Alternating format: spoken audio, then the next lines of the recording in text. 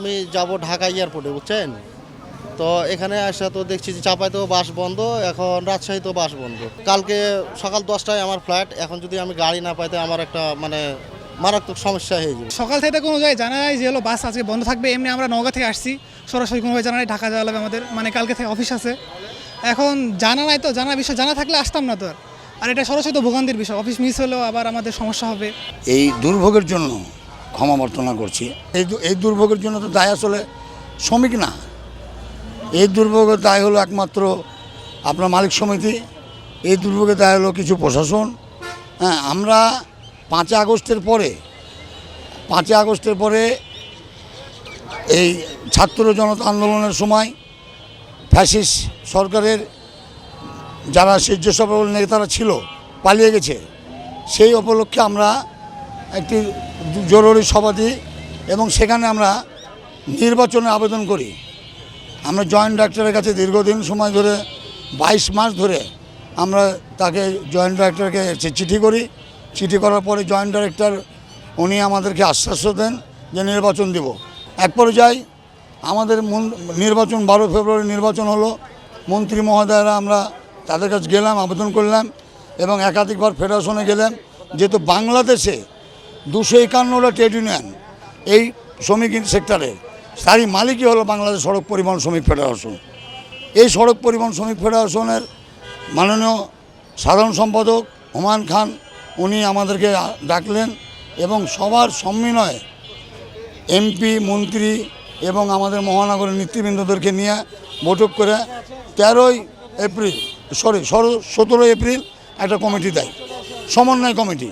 বিগত সময় যারা ছিল তাদেরকে নিয়ে আমাদেরকে নিয়ে একটা সমন্বয় কমিটি দেয়। এই কমিটি দেওয়ার উপলক্ষে আমরা ওখান থেকে রেজাল্ট হওয়ার পরে হঠাৎ করে আমরা রাজশাহীতে 18 এপ্রিল আসেই দেখি গাড়ি বন্ধ। দাবি হলো যে আমাদের যে ফেডারেশন যে কমিটি দিয়েছে, হ্যাঁ, এই কমিটি যদি অ্যাপ্রুভ করে দেওয়া হয়, বসিয়ে দেওয়া হয়, এই কমিটির মাধ্যমে আমরা নির্বাচন চাই এবং আমাদের শ্রমিকদেরকে যে লাঞ্ছিত করা হয়েছে এই লাঞ্ছিত থেকে মুক্ত চাই। বাসটা আসলে বন্ধ না, শ্রমিকদের শ্রমিকরা কর্মবিরতি পালন করছে। কারণ আপনারা জানেন 5 আগস্টের পর রাজশাহী জেলা মোটর শ্রমিক ইউনিয়নে একটা অপ্রীতিকর ঘটনাকে কেন্দ্র করে 5 আগস্টে সভাপতি, সাধারণ সম্পাদক সহ অনেকজন পালাতক। এই অবস্থায় টার্মিনাল একটা দখলদারিত্ব বাহিনী দখল করে টার্মিনাল পরিচালনা করছিল। আমরা কিছু শ্রমিক যারা নির্বাচনের পক্ষে লড়ছিলেন, নির্বাচনটা না দিয়া হাইকোর্টে একটা মামলা রিট দাখিল করে। একে কেন্দ্র করে বাংলাদেশ সড়ক পরিবহন শ্রমিক ফেডারেশন একটা উদ্যোগ নেয়।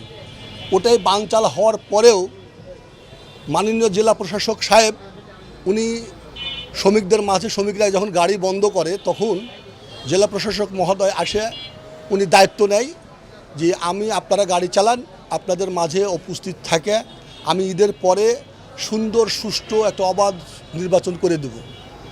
এই নির্বাচনকে কেন্দ্র করে জেলা প্রশাসক মহোদয় আমাদের জয়েন্ট ডাইরেক্টর অফ লেবারের মাধ্যম দিয়ে চিঠি করে তার জেলা কক্ষে একটা মত বিনিময় সভা আয়োজন করেছিলেন। গতকালকে ওই হাউজে জেলা প্রশাসক সাহেব নির্বাচনকে কেন্দ্র করে একটা মালিকের নাম ঘোষণা করে নির্বাচন কমিটিতে। শ্রমিকরা একটা দ্বিমত পোষণ করে এবং শ্রমিকরা স্যারকে বলে যে স্যার, আমাদের হিসাব নিকাশটা কাকে দায়িত্ব দিয়েছেন আপনি 3 মাস এই হিসাব নিকাশ ক্লিয়ার করেন।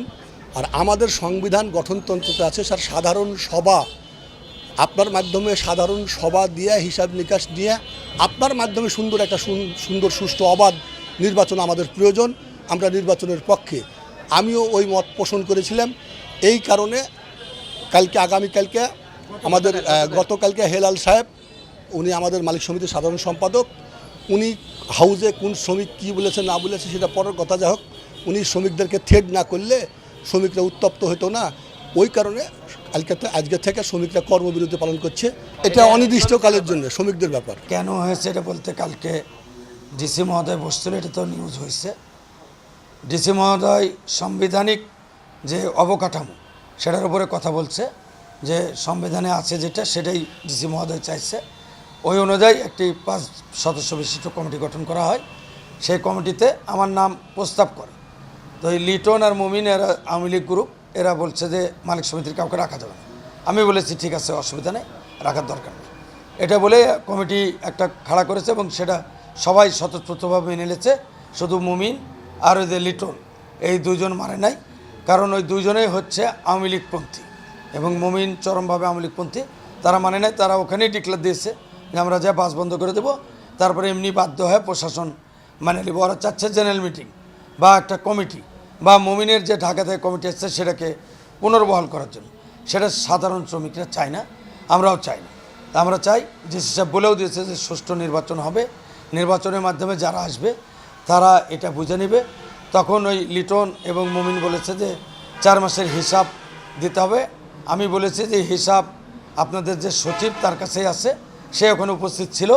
ডিসি মহোদয়ের কাছে আমি বললাম যে সচিব মহোদয় দাঁড়ান, হিসাব এখন চলে, এখনই ডিসি সাহেবকে দিয়ে দেবে। ডিসি সাহেব বললো যে হিসাব তো আমি নিতে পারবো না, এটা নির্বাচিত কমিটি আসলে সচিবের কাছে আছে, উনি দিয়ে দেবে। এই তাদের কোনো রকমের আসলেই কোনো যুক্তিসঙ্গত কোনো ক্লেম নাই।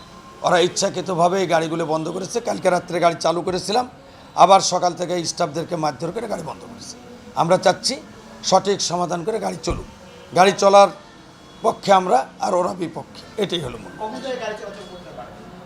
গাড়ি চলাচল আমরা তো এখন থেকেই চালানোর জন্য উদ্যোগ নিচ্ছি এবং আমাদের সব মাস্টার সব লোকজন তৎপর, কিন্তু ওরা স্টাফদেরকে যেই গাড়িতে উঠছে মেরে দিচ্ছে, মারার ভয়ে ওরা গাড়ি চালাচ্ছে না। এই হলো মূল কথা।